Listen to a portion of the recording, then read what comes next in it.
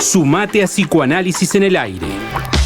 Los martes, 19 horas, conversamos de modo simple y claro con los psicoanalistas sobre los síntomas, angustias, inhibiciones y fanatismos que marcan la subjetividad de nuestra época.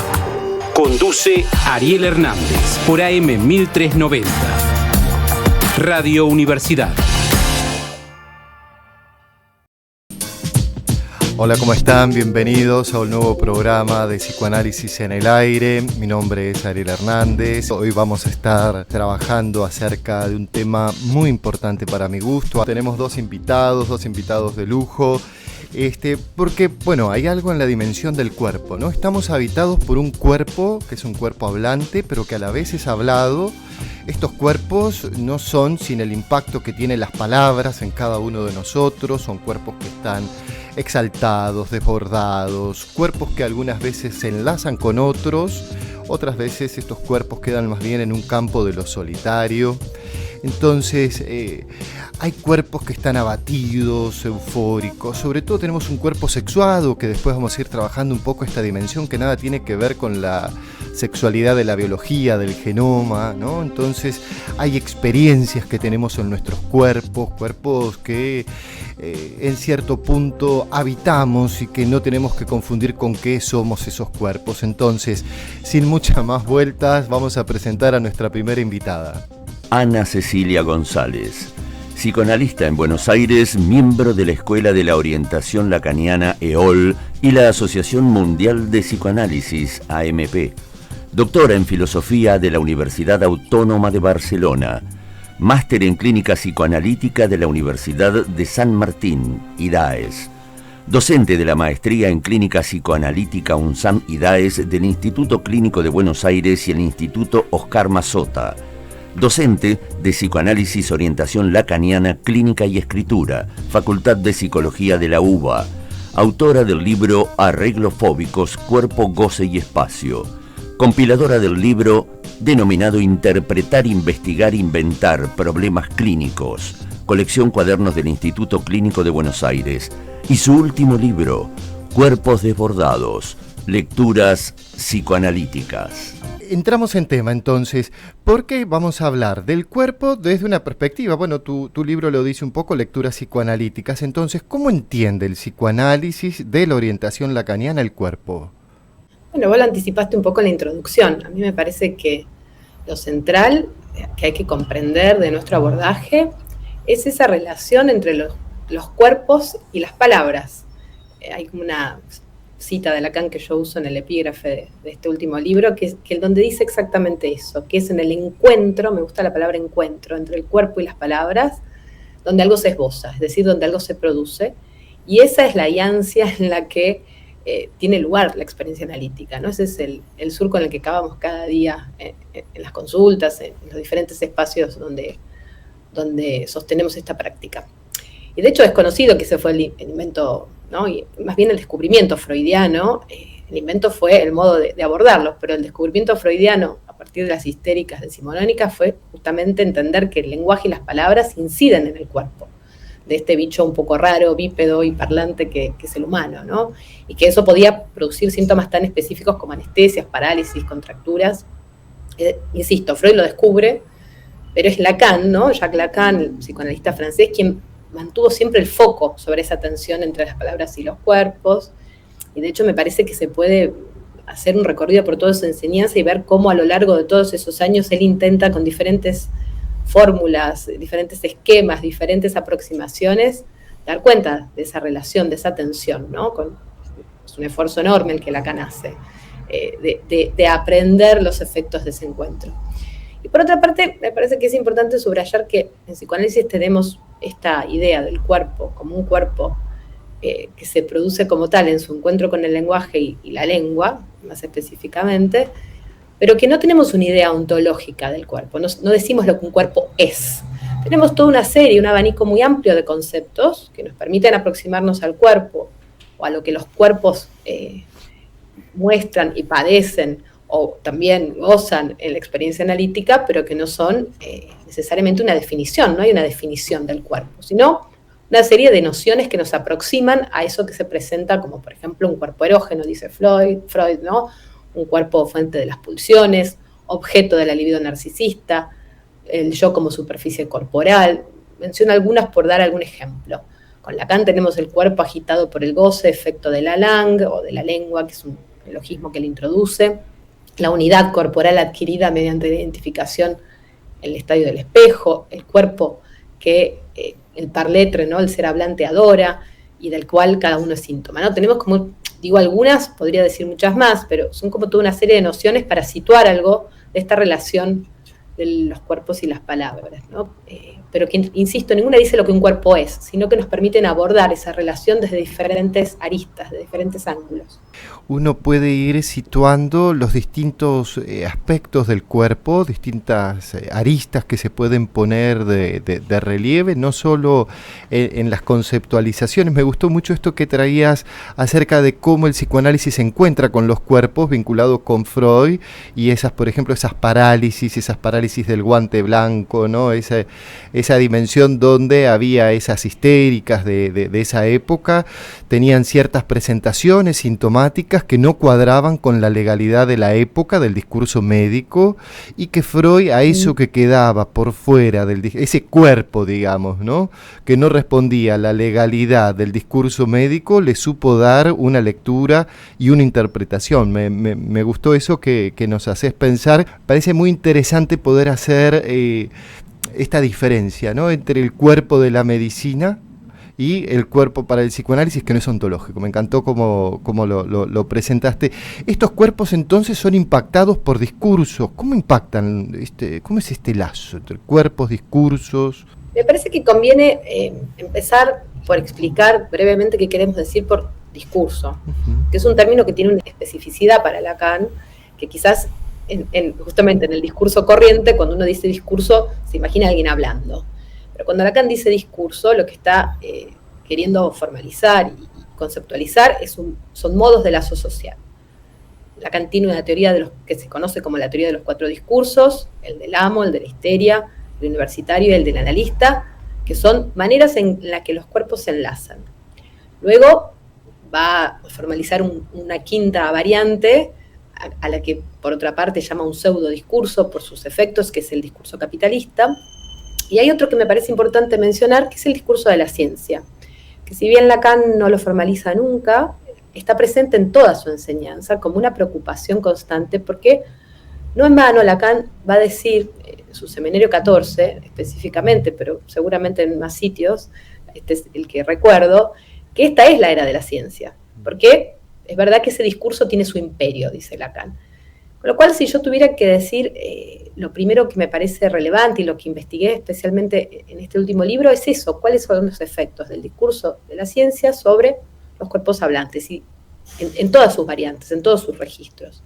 Entonces, por un lado, los cuerpos se enlazan de diferentes maneras, insisto, con toda esta teoría que Lacan despliega, pero al mismo tiempo pueden desenlazarse, ¿no? Hay como un ida y vuelta en el modo en que los discursos hacen lazo o no. Me parece que eso es relevante de subrayar también, ¿no? Porque estamos en una época en la que, por ejemplo, se ha hecho muy popular el sintagma discursos del odio.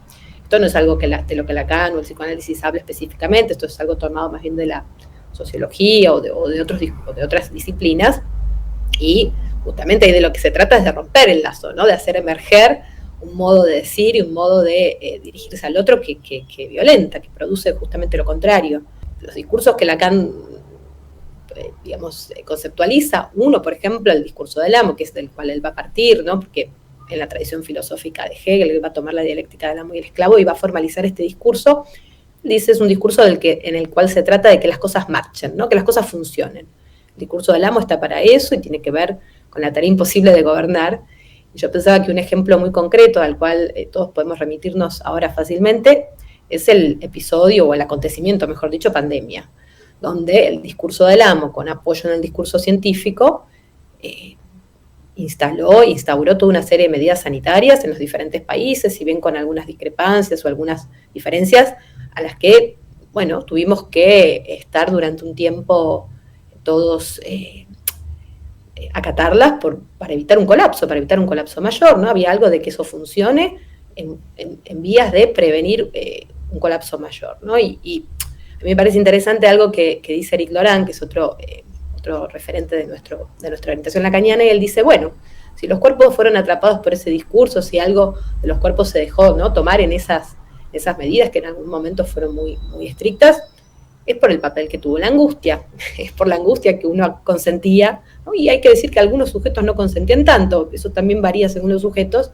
a esta modalidad del discurso del amo tan en la senda de la biopolítica, ¿no?, como la denomina Michel Foucault, ¿no?, esta alianza entre el discurso del amo y la ciencia, tal como lo vivimos en ese acontecimiento sin precedentes que fue la pandemia, ¿no? Y sin precedentes, y que al mismo tiempo lo señalo porque me parece importante entender que el presente en el que estamos, al menos es una hipótesis con la que trabajo, que el presente en el que estamos es imposible de entender si no hacemos el esfuerzo de pensar cuáles fueron los efectos a todo nivel de ese acontecimiento, que como dice un colega francés que se llama François Regnault, él dice, fue un corte en el siglo, verdaderamente, hay un antes y un después, ¿no? Y este momento en el que estamos, también con este despliegue descomunal de los llamados discursos de odio y diferentes modos de presentación de la violencia, también tienen guardan cierta relación con lo que aconteció en ese momento, ¿no? Y que como vivimos en tiempos muy acelerados y los cuerpos también viven en ese desboque y en ese frenesí de la aceleración temporal, casi no hemos tenido tiempo de elaborarlo, ¿no? Y eso tiene, insisto, efectos también en la clínica. Uno puede escucharlo en las consultas. Al día de hoy sucede con mucha frecuencia que cuando uno recibe a alguien, y han pasado 5 años, uno recibe a alguien y empieza a indagar, bueno, cómo empezó este síntoma, de qué manera se presentó este malestar, y hace un pequeño rastreo para situar las coordenadas por las que alguien vino a vernos. Hay algo que se desconfiguró, o algo que se rompió, que se interrumpió a partir de ese episodio, ¿no? Y ahí algo distinto empezó para cada sujeto, ¿no? Bueno, es una constatación clínica de la experiencia bastante cotidiana. No sé si estás de acuerdo. Bueno, a mí me impacta eso, escuchar cómo todavía algo se retrotrae de ese momento, ¿no?, de ciertas consultas que tienen lugar hoy, pero que algo de eso quedó como una marca, ¿no? Una marca que en el encuentro con un analista puede empezar a ver ahí cómo mover cierta fijeza, ¿no? Que por ahí quedó algo coagulado y que tal vez en el encuentro con un analista esa marca pueda empezar a producir algo. Me quedé en esto del discurso del amo y el cuerpo, porque ahí tenemos una dimensión de que sería un cuerpo que marche, un cuerpo que funcione, ¿no? Un empuje a un cuerpo que sea totalmente funcional, adaptable, ¿no? Y algunas veces eso va en contra o puede ir aplastando un poco más la dimensión de algo de lo vivo, o incluso de eso que no marcha y que el sujeto se siente mal porque no marcha, y que en realidad se siente mal porque no marcha, pero no para ir a un analista, sino porque todo debería marchar, ¿no? Como pareciera que nada es imposible, que la marcha debe ser. Eso que mencionás como nada es imposible, me parece que es un eslogan del super yo de la época, ¿no? Vivimos en una época en la cual justamente el predominio del discurso capitalista que Lacan formaliza plantea esto, el rechazo de los imposibles, ¿no? Creer que todo es posible, creer que el cuerpo todo lo podría, que si uno hace mucha dieta, mucho gimnasio, no fuma y se cuida mucho, entonces no va a envejecer, o en fin, las mil variantes, porque la verdad es que son muchas, ¿no?, en las cuales se rechaza las diferentes figuras de la castración y del límite a la cual los cuerpos hablantes están sujetos, quieran saber de eso o no. Entonces, bueno, eso produce otros retornos después, ¿no? Que efectivamente no todo es posible, y si hay algo que nos hace hacer la experiencia del límite, es el cuerpo mismo. Pensemos ya, Freud decía en El malestar en la cultura, hace muchos años ya, que hay 3 fuentes imperecederas de sufrimiento. La primera que él sitúa es el cuerpo como algo pasible de enfermedad, de dolor y eventualmente de muerte, ¿no? Digo, es un punto de la castración que ineludiblemente no se encuentra, ¿no? Después se refiere a la fuerza de la naturaleza y a la problemática de los vínculos, justamente a la problemática del vínculo social, de los lazos sociales que también nos hacen sufrir, ¿no? Para Freud eso es el malestar en la cultura, justamente lo ineludible de esos malestares. Todo lo contrario a a las versiones contemporáneas de decir que todo es posible, o de pensar que todo es tratable, o de incluso, en fin, todos los discursos más o menos naif, ¿no? Que plantean que si uno quiere algo, entonces lo desea lo suficiente, lo va a obtener, ¿no? Es que bordean a veces el pensamiento mágico, ¿no? Ciertos discursos, ciertas cosas que se escuchan, ¿no? En las redes, en diferentes espacios.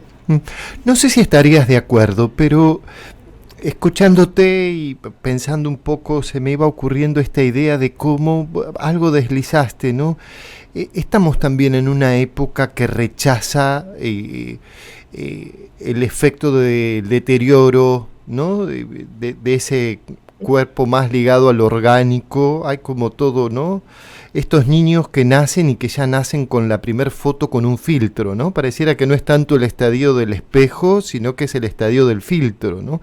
Como que venimos un poco con una distorsión a nivel del imaginario corporal, porque pensaba en esto, cómo efectivamente la época empuja a cierto rechazo del cuerpo también, porque el rechazo del cuerpo, Vicente Palomera lo decía, creo que en un librito de la COL, de la colección de la orientación lacaniana, que está vinculado con los objetos. Débora Nietkaner estuvo como directora. Recuerdo ahí un momento muy interesante donde él plantea: el rechazo del cuerpo es el rechazo a la castración, finalmente, es el rechazo al encuentro con un imposible, y que esta época tiende un chiquitín a eso, ¿no?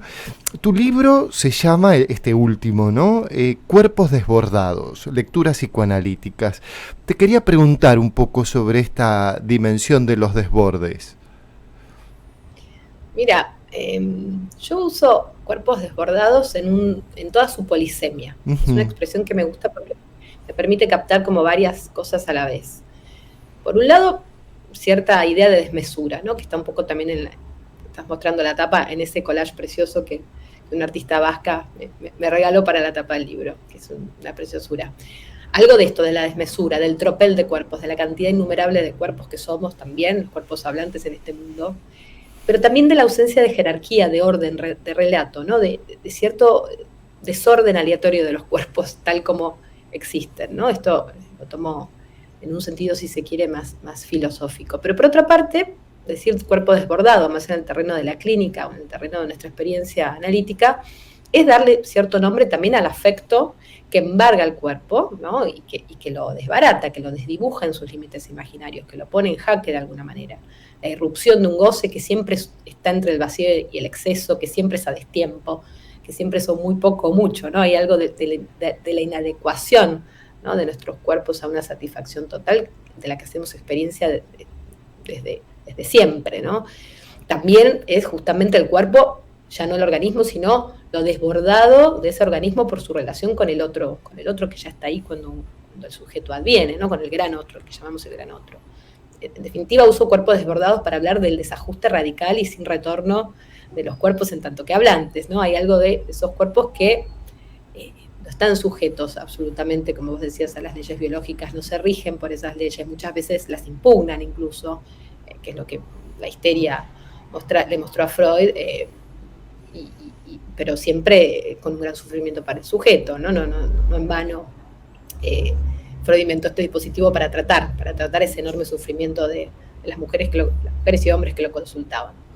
Y también uso desbordado porque desbordado es también el campo de estudios de los cuerpos a partir de cierto momento, ¿no? Esto viene más bien de mi formación filosófica cuando estuve en Barcelona, que es un tema que investigué justamente en ese contexto, en el contexto de que hay una especie de giro corpóreo, se dice, a partir de la mitad del siglo pasado, donde el cuerpo, que siempre había sido una noción más bien dejada de lado por la filosofía, porque más bien se daba preeminencia al sujeto, al alma, a la razón, empieza a ser, ¿no? Reivindicado por diferentes doctrinas y teorías filosóficas, por los feminismos, por diferentes discursos, y también empieza a ser estudiado más de cerca por el propio Lacan a partir de cierto momento, ¿no? No es que antes no estuviera presente, pero sí cobra más fuerza y más relevancia en lo que conocemos como su última enseñanza. Con lo cual, también hay algo, si uno se adentra justamente en las teorías del cuerpo, en el pensamiento sobre el cuerpo, es un campo muy vasto, muy vasto de la teoría contemporánea. Hay cierto desborde ahí también. Lacan tenía una teoría sobre esto, una hipótesis, y él dice en algún momento que después del despedazamiento cartesiano del cuerpo, ¿no? de de concebir el cuerpo como red extensa y por lo tanto desmontable en partes, ya no sabemos cómo hablar del cuerpo, dice Lacan.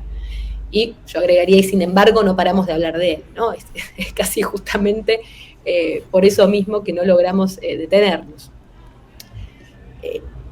Ese es un poco el uso que yo hago de ese término, ya te digo, con toda esa polisemia, porque a mí lo que me interesa en esas lecturas psicoanalíticas, es el subtítulo del libro, es explorar desde diferentes aristas que incluyen la teoría analítica, por supuesto, y las viñetas tomadas de la práctica, pero también productos culturales como libros de ciencia ficción, documentales de Werner Herzog, que son un gusto especial que me doy, textos de Foucault, artistas, teoría feminista, en fin, hay un despliegue de lugares por los que yo rastreo la cuestión del cuerpo y el modo en que el cuerpo es tratado en la era de la ciencia y las respuestas subjetivas que hacen de este libro, bueno, es un corpus un poco heteróclito si se quiere, tiene diferentes partes, yo juego un poco con la idea que es como un Frankenstein, ¿no? Que uno lo hace con partes disjuntas, pero al mismo tiempo hay un ordenamiento, y un ordenamiento que tiene que ver con dos polaridades, con dos tensiones que yo procuré presentar, que es la de los cuerpos rupestres, para decir que finalmente, de alguna manera, los cuerpos, hacer el inventario de los elementos originarios de la humanización que siguen presentes, que son inmutables, pero para iluminar mejor lo que cambia, en los cuerpos contemporáneos que llamo cuerpos transhumanos, donde son cuerpos ya totalmente, en mayor o menor medida, intervenidos, ¿no? y tratados y modificados por el impacto del discurso de la ciencia. Y la segunda, la tensión entre los cuerpos segregados, con todo lo que implica la problemática de los racismos y la segregación en todas las diferentes vertientes que eso puede tener, no en todas, pero en unas cuantas, ¿no? Rastreando algunos ejemplos. Por ejemplo, por supuesto, la pandemia es un episodio ineludible en ese sentido. Y en el otro extremo, lo que llamo cuerpos extravagantes, que justamente es ese punto en que los cuerpos, por más que los discursos intenten ponerlos a marchar, por más que todo se organice, bueno, hay algo del cuerpo en cada uno de los cuerpos hablantes que encuentra su propio síntoma, encuentra una manera de hacer un tratamiento que ya no es el que propone el discurso del amo ni ninguno de los otros, sino el propio, el singular, y del cual, bueno, va a permitir un mejor arreglo con la vida, ¿no? Eso es un poco el panorama general del libro. Entonces, el libro lo podemos encontrar googleando, van a salir distintas tiendas, librerías, en las mejores librerías del país, como digo siempre. Cecilia, un gusto haber conversado con vos. Vamos a retomar entonces, ahora hacemos una pausa y continuamos con el programa. Te mando un abrazo grande. Psicoanálisis en el aire, un lugar de conversación con psicoanalistas sobre los síntomas, angustias, inhibiciones y fanatismos que marcan la subjetividad de nuestra época. Por AM 1390, Radio Universidad.